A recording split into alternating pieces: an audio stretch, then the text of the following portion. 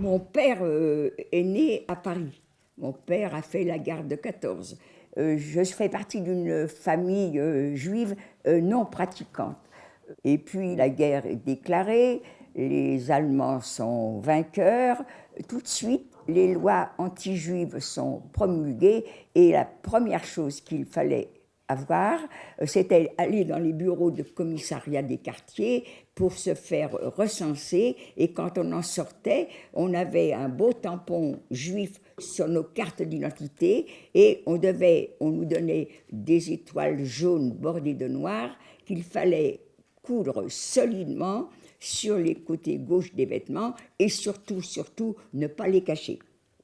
Donc, pour mon père, nous, en tant que Français, on ne craint rien, et le tout, par contre, c'est de respecter tous les interdits. Donc, jusqu'en 1942, ma vie n'avait pas tellement changé, à part qu'il fallait que je porte l'étoile, mais ça ne me gênait pas. Au contraire, ah bon, vous voulez que je montre, eh bien je montre, ça ne me gênait pas. Et il faut que je reconnaisse que jamais, j'ai été attaquée par quelqu'un qui me traitait de sale juive. À l'époque, on ne disait pas sale juive, on disait youpine, mais ça, j'ai jamais entendu ça. Et en 1942, il y a quelqu'un qui vient à la maison le soir et qui nous prévient. Il se présente, il travaille à la préfecture de police et il a vu un dossier où la famille Charkowski, c'est mon nom de jeune fille, est à surveiller de très près à cause de leurs opinions politiques. Et ce monsieur nous dit, juif et communiste, c'est lourd à porter. Si vous avez les possibilités, moi je vous conseille de partir. Donc on l'écoute et on va aller en zone libre, parce qu'en zone libre, il n'y a pas cette chasse aux juifs qu'il y a en zone occupée. On est en zone libre, on va essayer de s'installer, on va essayer de travailler et on pense qu'on va être tranquille. Eh bien, on est tranquille jusqu'en 1944, et en 1944, le 13 mars 1944, une journée superbe, c'est l'été, on est à Avignon, et j'ouvre la porte, de dos, des messieurs habillés en cuir, chapeau pareil. Ah ben, on connaît l'uniforme de la Gestapo, mais qu'est-ce qu'ils font là? On ne sait pas, on pense que personne ne sait que nous sommes juifs. Mon père, en quittant Paris, avait fait faire un certificat comme quoi nous étions orthodoxes, parce qu'il savait qu'on allait reprendre notre nom. Il y avait des enfants avec nous. Allez expliquer à des enfants, surtout maintenant, tu t'appelles plus comme ça, tu t'appelles Durand ou Dupont. C'est trop jeune, c'était risqué. Alors on va reprendre notre nom Charkowski et on est orthodoxe. On avait raconté que ma mère ne supportait pas le climat de Paris et c'est pour ça qu'on était venu s'installer dans le Midi. En fin de compte, je crois que c'était avec nous qui gobions notre histoire. Et tout le monde s'était rendu compte que on se cachait pour quelque chose. Mais il y en a un qui, lui, s'en est rendu compte, l'a su et il nous a dénoncés. Il y avait mon père, il avait 61 ans, mon petit frère, 12 ans, et mon neveu, 14 ans. Ils ont embarqué mon père, mon petit frère et mon neveu dans la cuisine, on les a fait déculotter. Bon, ils sont circoncis, ça veut dire que celui qui nous a dénoncés a raison. On nous a emmenés immédiatement en prison à Avignon. Le 13 mars au soir, on couche en cellule à Avignon. Le 14, il y a un départ de la prison d'Avignon. Il y a un car qui est là. Donc ce car va nous emmener à Marseille et on va vivre à la prison des Baumettes à Marseille du 15 mars 1944 au 30 mars 1944. Maintenant, on est dans le train qui va nous emmener à Paris et les hommes sont d'un côté, les femmes de l'autre. Nous, on peut bouger, mais les hommes, on ne va pas s'approcher d'eux et on ne les a pas aperçus. Et à Paris, un autobus nous emmène, il nous emmène à Drancy. Mais ça, on savait. On savait que tous les juifs français arrêtés dans toute la France étaient amenés à Drancy. Drancy, c'était un camp d'internement. Certains y restaient tout le temps. C'était les juifs mariés avec des catholiques. D'autres aussi catégories n'étaient pas déportables. C'était les femmes de prisonniers de guerre qui avaient été arrêtées avec leurs enfants. Elles n'étaient pas déportables. Et il y avait aussi des pays qui protégeaient leurs concitoyens et qui n'étaient pas déportables. Nous, on est déportables. Alors là, à Drancy, je n'ai pas un mauvais souvenir de Drancy. J'ai fait connaissance avec des jeunes. L'après-midi, j'étais avec mon père et on va y rester 13 jours à Drancy. Le 12 avril au soir, on nous prévient que c'est le départ. Alors, le nom qui se traînait dans Drancy pour dire qu'on allait quelque part, c'était Pichipoy. Ça ne veut rien dire, c'est comme perpète. Ça veut dire qu'on va loin, on part, mais on ne sait pas où. Et on partait pour Pichipoy le 13 au matin. Je retrouve mon père, mon petit frère et mon neveu, et moi je suis très contente, et c'était ça qui était le plus intéressant pour moi, c'était que j'étais dans un groupe où il y avait ma petite famille, et aussi les copains, les copines que je m'étais fait à Drancy. Et maintenant, on est dans les autobus. Les autobus vont nous emmener à la gare de Bobigny. Maintenant, on descend les autobus. C'est fini. Il n'y a plus de Français avec nous. Maintenant, c'est l'armée allemande qui est là. Alors là, ça change. Là, c'est des hurlements. On nous pousse brutalement pour être rassemblés devant un train. Mais ce train, c'est un train de marchandises. Les wagons sont ouverts. Ils sont vides. Ben, moi, je suis naïve. Le marchandise, un train de marchandises, il va partir, et puis il va y avoir un train de voyageurs. Eh bien non, ce train-là, il est pour nous. Et on nous pousse brutalement pour monter dans ces wagons. Et le premier mot que moi j'ai appris en allemand, ça a été Schnell. Je crois que c'est peut-être le seul mot que j'ai appris, parce que je ne suis pas douée. Et on est maintenant tous dans les wagons, les portes sont verrouillées, et dans mon wagon, on est dans l'ombre. C'est sombre, parce que nous, on n'a pas eu la chance d'avoir un wagon avec des fenêtres sur le côté qui étaient ouvertes. L'air et le jour passent uniquement par les planches qui sont mal soudées. Donc, on est installé, le train démarre. Dans quelle direction il va, nous, on ne sait pas. Je ne pourrais pas dire si le voyage m'a semblé long, pas long. On m'a dit, on est parti le 13, on est arrivé le 16, 3 jours, 3 nuits. Bêtement, je répète ça, mais je ne m'en suis pas rendu compte. Le train, au bout de ce moment, s'est arrêté. Vous dire l'odeur qu'il y avait dans ces wagons, vous l'imaginez bien. On est des 60, 70, 80, il y en a qui disent 100. Moi, je ne sais pas. On est beaucoup. Et dans un endroit où nous, on n'y a pas d'air, où on ne s'est pas laver, où même, je pense que des personnes ont fait leurs besoins sous eux, puisque la tinette n'avait pas été vidée. Donc, quand on a déverrouillé les portes, c'est vrai que c'est un air très vif qui a pénétré dans le wagon, mais qu'est-ce que c'était bon! Oh, ça n'a pas duré longtemps. Un quart de seconde après, des hommes sautent dans le wagon, nous éjectent du wagon, Schnell, il faut descendre, mais en même temps, ils nous disent, il y a des femmes qui cherchent leur bagage, non, non, vous laissez tout dans le wagon, on vous les amènera dans le camp. Parce que quand nous, on est arrivés en avril 1944, le train s'arrêtait en dehors du camp.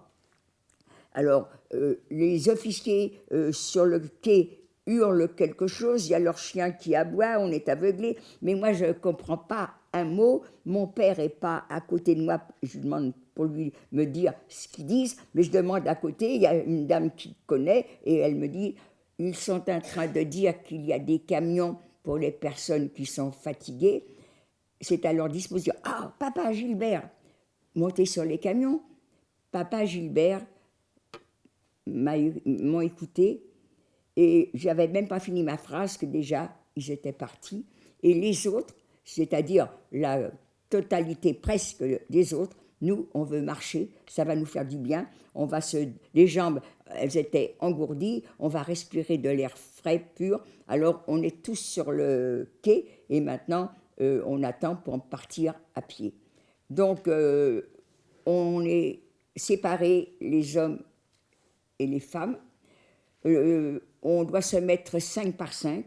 J'aurais dû être avec mon neveu, il a 14 ans, c'est un enfant, mais comme il a l'apparence d'un petit jeune homme de 15-16 ans, il s'est fait des amis à Drancy et il veut être avec eux.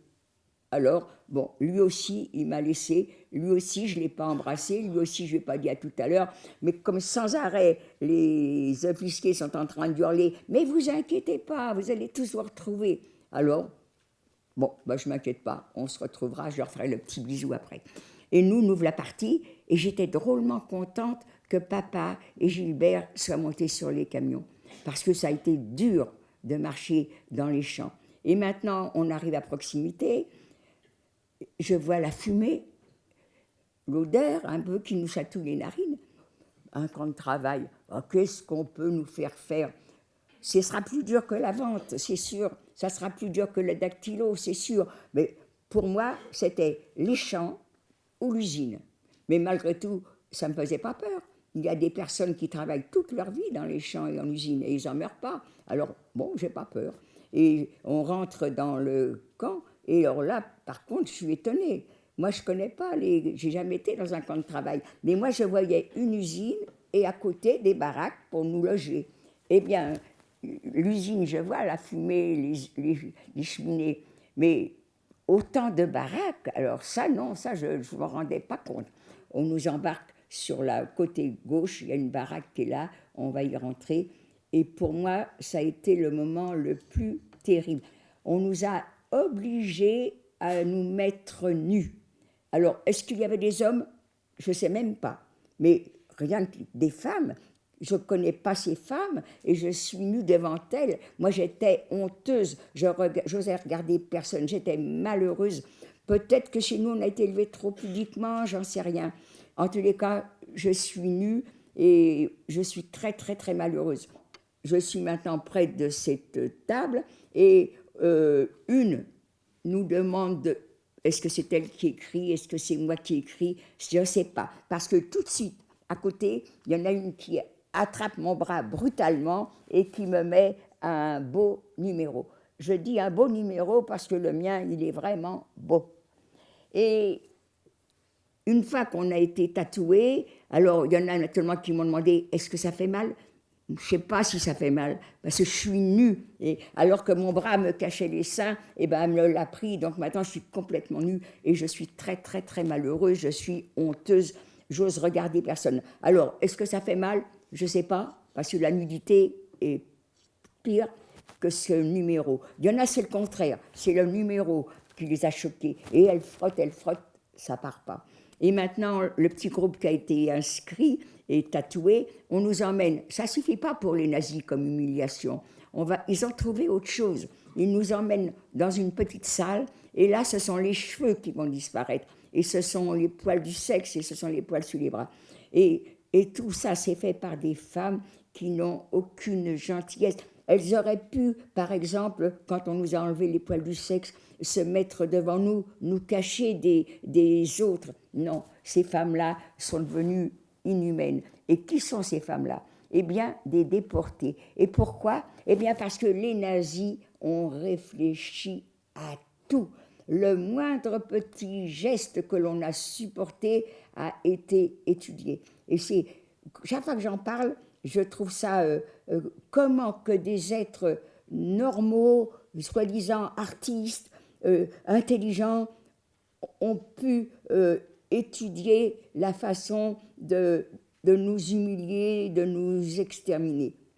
Donc nous maintenant, on est dans le camp, on s'est fait tatouer, on s'est fait raser, on nous dit vous allez prendre une douche, alors on est contente. Qu'est-ce que c'est la douche? On est 5 sous une pomme de douche au plafond, l'eau coule, elle est brûlante, on hurle, il change de température, elle est glacée, et on n'a même pas eu un bout de savon pour se laver, non, vite, rouse, parce que nous, on ne parle toujours que par injure, ça veut dire foutez le camp, et nous voilà partis de cette salle pour laisser la place aux autres, et maintenant on est dans une autre salle, alors vous avez pris une douche, vous pensez que vous allez avoir des serviettes, des serviettes. C'est trop beau pour les Juifs. Donc, on ne s'essuie pas.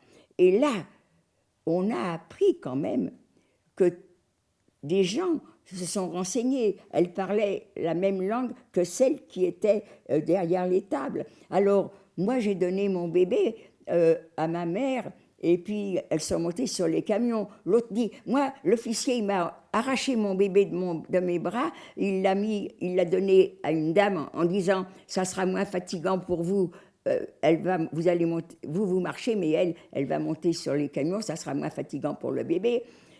Quand est-ce que je vais les voir? Et moi, mon frère, et moi, mon père, et moi, ma sœur, et moi, ma tante, et moi, et moi. Et ces femmes-là qui ont perdu toute humanité, elles ont oublié qu'elles étaient là il y a 2 ans, il y a 3 ans. Vous ne les verrez pas, vous ne les verrez plus. On ne les verra plus? Non. Et elles nous expliquent la fumée, moi qui croyais que c'était une usine, eh ben non. Ils ont été gazés et c'est leur corps qui brûle. On ne les croit pas du tout. On pense que ce sont des femmes qui sont mauvaises, elles sont jalouses, on vient d'arriver, elles sont là depuis longtemps, elles ont souffert, et nous on s'amène. En plus on est des Françaises, on a une mauvaise réputation. Alors on ne les croit pas du tout, du tout, du tout. Et puis maintenant, tout le monde a été rasé, tout le monde a pris sa douche, et on va nous habiller. Ne croyez pas que les Juives ont le droit aux vêtements rayés. Non, nous, on a le droit aux résidus des colis qui sont arrivés dans le camp. Ces paquets ont été amenés dans un endroit qu'on appelle Canada. Ces affaires sont triées par des déportés qui ont la chance de travailler dans ce commando. Un commando, c'est un groupe de travail. Et elles vont trier les affaires. Et tout ce qui est bien va partir en Allemagne. Et tout ce qui est moins bien, pour les Juifs, ça va être suffisant. Et quand on nous a distribué les vêtements, les femmes encore qui distribuaient les vêtements, si elles avaient été tant soit peu humaines, elles nous auraient regardé, la robe ou ce qu'elles avaient dans la main. Non, ça c'est trop petit, ça va être trop grand. Non, elles nous ont jeté les vêtements comme un os à un chien, et ça a été un peu risible. Il y avait des personnes fortes qui ne rentraient pas dans les affaires trop petites, et au contraire, des femmes toutes petites menues qui nageaient dans des robes. Eh bien, ça nous a fait rire. Pas de cheveux, mal habillés, des chaussures, un talon haut, un talon plat, ou 2 pieds gauche ou 2 pieds droits. Entre nous, on s'est arrangé, mais vraiment, c'était affreux. Et maintenant, on va nous emmener dans le lieu où on va vivre. Et alors, je ne sais pas si c'est d'abord la baraque ou après, on nous amène dans un lieu, comment je peux appeler ça, un lieu d'aisance, ça s'appelait Radio Chiotte. C'était le seul endroit où on pouvait être assis un tout petit peu parce qu'on nous délogeait tout de suite. Mais au moins, c'est là qu'on apprenait, il y a un transport qui est arrivé de France, de Grèce, d'Italie. Voilà, ça s'appelait Radio Chiotte. Et puis après, naturellement, maintenant, on va aller dans la baraque. Et c'est là qu'on couche alors le minimum 6 dans des espèces de niches qu'on appelle des koyas. Alors il y a des paillasses, c'est vrai, mais ces paillasses, elles ont tellement servi que déjà il n'y a plus que l'enveloppe et la couleur et la couverture. Et c'est pareil, écœuré, dégoûté d'être collé après des femmes que je ne connais pas et qui sont sales, puisqu'on ne sait pas laver. Mais moi aussi, je suis sale. Et j'ai sous mon nez des pieds de personnes qui ne se sont pas lavées, mais elles aussi, elles ont mes pieds sous leur nez. Et puis, au début, d'abord, on est en quarantaine, ça veut dire qu'on ne va pas travailler, mais par contre, on est corvéable à merci, et c'est là qu'on apprend dans ce camp de quarantaine ce que c'est qu'un camp d'extermination. Et il y a la sélection dans le camp d'extermination tout le temps. On va mourir choisi par ces messieurs parce qu'on a trop maigri, parce qu'on a des plaies, parce qu'on a des bobos, parce qu'on a mal fait notre travail, qui nous ont battus et jusqu'à ce que la mort vienne. Voilà le camp d'extermination. Et le pire, c'est qu'on a couché pendant des mois avec les mêmes personnes. Et je ne me souviens pas. 7 mois, on dort à 6 ensemble. Il y en a 6 au-dessus, il y en a 6 en dessous, et on est 6 au milieu. Eh bien, je ne sais pas qui était avec moi. Comment se fait-il qu'on ne s'en rappelle pas? Je pense qu'à cause du cerveau qui était vide complètement. Ça, je faisais ce qu'on me disait sans réfléchir. Mais par contre, je pense que c'est ça qui fait que je suis là. Comment, à Birkenau, voulez-vous penser ce que vous allez devenir, alors que si vous pensez, vous allez dire, bah, peut-être que dans 1 heure, on va tellement me taper que je vais tomber morte. Peut-être que ce soir, il va y avoir une sélection et qu'on va m'emmener à la chambre à gaz. Donc, à mon avis, comme j'avais le cerveau complètement vide, eh ben peut-être que c'est ça qui fait que je suis là. J'ai eu la chance de le quitter en novembre 1944. En novembre 1944, je ne suis pas au travail et tous ceux qui sont dans le camp, qui ne travaillent pas, sont rassemblés à l'endroit où maintenant le train arrive. Je quitte Birkenau en train, dans un train comme on est arrivé, mais à ce moment-là, comme on est habitué à la dure, on souffre moins. Moi, je sais que personnellement, j'ai pu dormir tout mon soul sans être battu, alors c'était un avantage. Et au bout de 2-3 jours, on débarque, on apprend qu'on est à Bergen-Belsen. Bergen-Belsen, c'est un camp de concentration, ce n'est pas un camp d'extermination. Alors au début, c'est terrible, c'est la loi du plus fort, la distribution de nourriture, c'est presque insignifiant, mais le peu qu'il y a des équipes de femmes qui sont plus débrouillardes, qui sont plus égoïstes, qui ne craignent pas les coups. Eh bien, quand il y a une distribution, elles se précipitent sur les personnes qui les distribuent et elles volent les tranches de pain et elles volent. À Bergen-Belsen, les quelques premiers jours, j'ai beaucoup souffert. Mais après, alors non, après, il y a eu une Allemande juive arrêtée en France qui a dû parler avec un soldat ou un officier, je ne sais pas, je ne lui ai jamais posé la question. Et grâce à elle, on a obtenu une baraque, on avait des espèces de lits, les lits superposés, seulement au lieu d'être une dans un lit, on était 4, il y avait 2 lits qui étaient côte à côte, ça fait qu'on formait des petits carrés. Et là, j'ai commencé à m'intéresser aux gens et un peu à parler aux gens. Une chance, à Bergen-Belsen, on va quitter Bergen-Belsen parce qu'il y a, grâce à cet soldat et à cette femme, il est venu la prévenir que des contremaîtres allaient venir qui avaient besoin de main-d'œuvre pour leur usine. Et alors on s'est présenté, on est tous partis pour travailler en usine. C'était à Ragun, à côté de Leipzig. Alors là, c'est fin février. Alors on arrive dans cette usine, un paradis. Là, là j'ai trouvé le camp comme je pensais le camp de travail. Il y avait l'usine et puis à quelques centaines de mètres, les baraques partagées en petites chambrées. Il y avait une dizaine de lits par chambrée et c'était une petite table, une chaise, c'était extraordinaire. Quand on a vu comment on a vécu à Birkenau, à Bergen-Belsen, c'était un paradis, ça. Et ensuite, la nourriture était quand même meilleure. On n'avait plus affaire au capot ni au blocova, donc les coûts, on n'en recevait plus. Et alors, à l'usine, on a été considérés comme des employés. Moi, personnellement, je travaillais avec une Hongroise à une machine, on aidait un vieil allemand. Eh bien, ce monsieur, tous les matins, nous laissait un petit morceau de pain avec quelque chose dessus.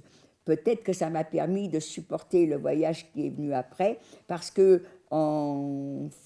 mi-avril, fin avril, je ne sais plus exactement, les Alliés approchent, donc nous, on va prendre un train et on va partir. Dans les wagons, comme on n'était pas nourris, comme on n'avait pas de boisson, le train ne s'est jamais arrêté.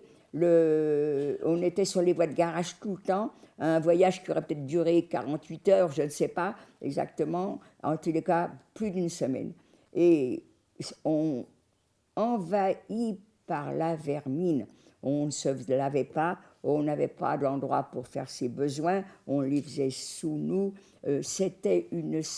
On était dans un état lamentable. Et des mortes, il y en avait tous les jours. À un moment donné, quand même, il y a eu une alerte et un soldat Alors, est-ce tous les wagons ont été ouverts? Est-ce que le nôtre seulement? J'en sais rien. En tous les cas, on s'est laissé tomber les quelques-unes qui étaient capables de bouger. On s'est laissé tomber sur le ballast. Il y avait de l'herbe. On l'a baptisé pissenlit. Et puis, en fin de compte, on a brouté l'herbe. Même pas la force de l'arracher, on était trop faible. Et puis, il y a eu un petit mouvement sur le côté, je ne sais pas ce que c'est. Eh bien, c'était une machine qui se vidangeait. On a bu cette eau sale. Et puis, l'alerte est terminée. Notre brave soldat nous a fait remonter dans nos wagons. On a retrouvé nos mortes, on a retrouvé nos poux. On a recommencé à tuer les poux. Et combien de temps après, j'en sais rien. Le train, là, s'arrête définitivement. On est à Theresienstadt, en Tchécoslovaquie, à quelques 80, je crois, kilomètres de Prague, ou peut-être même pas tant que ça. Mais la surprise, c'est qu'on est reçu, mais gentiment. Mais qu'est-ce que c'est que ça? Des gens qui ne nous crient pas dessus, des gens qui ne nous bousculent pas méchamment. Et on apprend que le camp de Theresienstadt a été libéré par les Russes. Donc, ce n'est pas les Russes qui nous ont libérés, c'est nous qui sommes rentrés dans un camp qui venait d'être libéré par les Russes. Je me souviens qu'on m'a fait monter dans un bâtiment, parce que Theresienstadt, c'est comme Auschwitz, c'est une ancienne caserne de soldats tchèques, donc c'est des bâtiments en dur. On ouvre une porte, des lits avec des draps. Vous savez ce que ça veut dire, des draps? Ça existe? Ben oui, ça existait, mais je ne savais pas que j'étais dans un hôpital. En fin de compte, je suis arrivée, j'avais le typhus. Donc, il y a des amis qui ont quitté, qui n'étaient pas malades, elles ont été rapatriées en mai, et moi qui étais malade, j'ai été rapatriée en juin seulement. Et on s'est retrouvés le matin dans ce camion, et qui nous a emmenés à l'aéroport de Tilsen, où là, il y avait un avion sanitaire qui nous a amenés en France. En France, mais pas à Paris. À Lyon, on nous a emmenés dans un centre d'accueil. On a dû me demander si j'avais de la famille, si j'allais retrouver la famille. Mais pour moi, la famille avait été arrêtée. Donc, où aller? Je ne sais pas. Et comme je suis très malade, je n'ai vraiment pas la force d'aller nulle part. Et on me propose l'hôpital. D'accord, moi je veux bien aller à l'hôpital à Lyon. Et je suis assise dans un centre d'accueil, il y a une cour, c'est l'été, donc j'attends les décisions, ce que je fais. Il y a une femme qui s'approche de moi, elle me dit « Mais t'es une fille Tcherkassky, toi ?» Elle m'apprend que ma mère et mes sœurs ont retrouvé l'appartement de Paris et qu'elles sont vivantes, alors que moi, je croyais tout le monde arrêté. Eh bien, ce n'est pas le cas. Donc, je pensais bien que je n'allais pas aller à l'hôpital. Il fallait à l'époque mettre toute une nuit pour aller de Lyon à Paris. J'étais dans ce train, on a débarqué à la gare de Lyon. Un autobus nous emmenait non pas dans les demeures chacune chez soi, non, il fallait aller à l'hôtel Lutetia, où là j'avais un centre d'accueil où on devait passer à l'interrogatoire. J'ai perdu quelques heures là à répondre à ces questions et je veux rentrer à la maison, mes sœurs ne sont pas là, et ben j'ai pris les autobus et je me suis trouvée dans l'immeuble. Je rencontre la concierge, je la croise, elle me regarde, elle me dit « Oh, Gilbert !» Ben non, Gilbert, c'était mon petit frère. Il avait 13 ans, il aurait eu 13 ans et demi, et moi j'avais 20 ans et demi. Eh bien, comme j'étais très maigre, si je pesais 26-27 kilos, grand maximum, j'avais plus de cheveux, et je suis venue chez moi avec une veste allemande, où je l'ai eue, qui me l'a donnée, j'en sais rien. Alors bon, j'avais l'aspect d'un petit garçon, et elle me dit bah, « ta mère t'attend », et ça c'est un très mauvais souvenir pour moi, ça devrait être un très bon, d'un côté il y a les deux. Je rentre et c'est ma mère qui m'ouvre la porte, on est dans les bras l'une de l'autre, moi je pleure pas, je ne sais plus pleurer.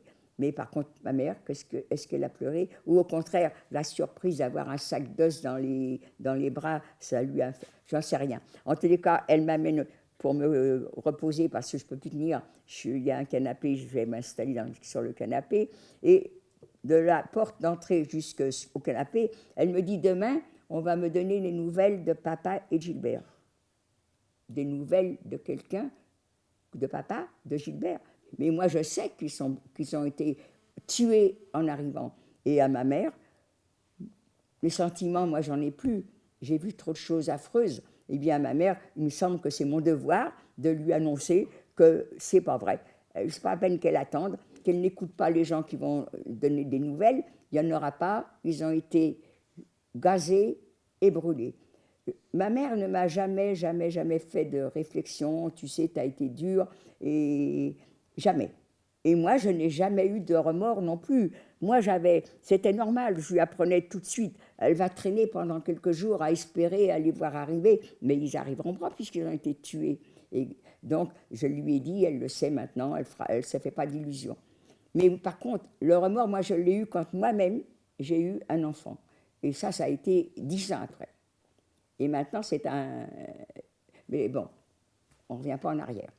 Mes sœurs sont arrivées, elles m'ont chouchoutée, j'aurais pu rester toute ma vie à leur charge, je crois qu'elles ne m'auraient jamais rien dit. L'appartement qu'on avait récupéré avait été loué par des collaborateurs. C'est d'ailleurs comme ça qu'elles ont pu récupérer l'appartement. Et du coup, elles ont racheté tous les meubles de ces personnes qui étaient dans l'appartement. Ça fait que moi, je suis rentrée dans un appartement vivable, avec une mère, des sœurs qui m'ont chouchoutée. Mes sœurs travaillaient, faisaient les marchés. Donc, à la maison, je n'ai pas connu les restrictions alors qu'il y en avait encore. Et vraiment, moi, je dis toujours merci à mes sœurs, ma mère. Je pense que c'est ça qui fait que j'ai le mental que j'ai. Mais du jour où je suis rentrée, moi, c'est fini, je n'ai plus parlé de la déportation. Et après, ma mère a décédé, j'ai l'occasion de me marier, d'avoir un fils, et c'était ça, ma vie, le travail, la famille, et c'est tout.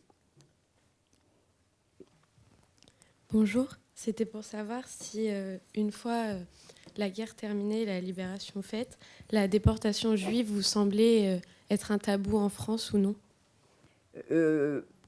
Jamais on ne m'a posé une question, mais je comprends. Je suis un squelette sur un fauteuil. Qu'est-ce que vous voulez qu'on pose comme question? Mais moi, je n'ai pas pensé que c'était parce qu'on ne me croirait pas. Si je n'ai pas parlé, c'est parce que je ne voulais pas embêter les gens avec mon histoire. Ce n'était pas spécialement un tabou.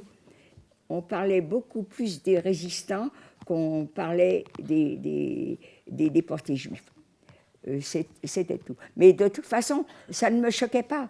Moi, je trouvais que les résistants avaient plus de mérite que nous, et je le trouve encore d'ailleurs maintenant, parce que malgré tout, les résistants savaient ce qu'ils risquaient et ils l'ont fait. Nous, on est des victimes. Eux, ils sont des héros. Voilà la différence. Vous avez dit que vous étiez juive mais non pratiquante. Est-ce que d'avoir été persécutée parce que vous étiez juive vous a rapproché de votre religion ? Si vous êtes pratiquant, vous dites que vous êtes rentré, vous pensez que c'est lui là-haut qui vous a protégé. Moi, je dis que c'est la chance. Il y en a qui disent que c'est Dieu. Mais personnellement, je trouve que chacun a le droit de croire ou de ne pas croire. Et par contre, ce que j'estime, c'est qu'on doit laisser les autres choisir ce qu'ils veulent faire, veulent croire, et pas pour cela les tuer, ou comme ça se passe maintenant. Est-ce qu'il y a eu une transmission de cette mémoire au sein de votre famille Est-ce que vous en avez parlé à votre fils ou à vos petits-enfants, par exemple ? Moi, je n'ai jamais parlé à mon fils, seulement il y a des DVD, il a lu, il est au courant de ce qui s'est passé. Et l'année dernière, mon fils m'a dit « Maman, on vient avec toi à Auschwitz. » Ça m'embêtait. Ça me... Vraiment, j'étais contente qu'enfin, il ait l'air de s'intéresser, parce que j'avais l'impression que ça ne l'intéressait pas trop. Et donc, ça prouve quand même qu'il s'intéresse à cette histoire. Mais tout seul avec eux, ça m'embêtait. me poser en victime, j'aime pas ça. Donc, il a simplement voulu voir uniquement que les endroits où j'ai pu travailler, les endroits où j'ai été déshabillée, voilà, c'est ça qu'il a voulu voir. C'est un décor. Vous ne voyez pas. Moi, quand j'arrive à Birkenau, je vais toujours ce que j'ai vécu. Fermez les yeux, ne voyez pas ce que vous voyez, écoutez ce que je vous dis, la boue, la saleté, la fumée, les coups, les cris, ça c'est Birkenau, pas ce qu'on voit. L'automne, mais c'est joli. Vous arrivez à trouver joli un coin comme ça? Nous, on ne le trouvait pas joli, on ne voyait même pas l'herbe, on ne voyait pas les arbres et tout. Eh bien maintenant, vous avez tous les coloris de l'automne, c'est magnifique. Et si vous avez en avril, c'est le printemps, vous avez de l'herbe, c'est épaisse, j'ai jamais vu une herbe aussi belle que ça. Avec tous les engrais qui sont dans la terre, ça fait des bons éléments pour le terre. Non, on ne peut pas se rendre compte, mais par contre, justement, en écoutant les déportés qui racontent, je témoigne pour que vous vous rendiez compte comment un homme qui avait la haine d'une catégorie d'êtres humains a pu entraîner tout un peuple. J'exagère en disant tout un peuple, mais au moins les 3/4, parce que le quart qui n'était pas de son avis, il les a aussi mis dans les camps, lui. Hein. Donc, à faire des choses aussi impensables, vraiment impensables. Rien est exagéré. Vous lisez des choses, c'est pas possible. Si, tout était possible.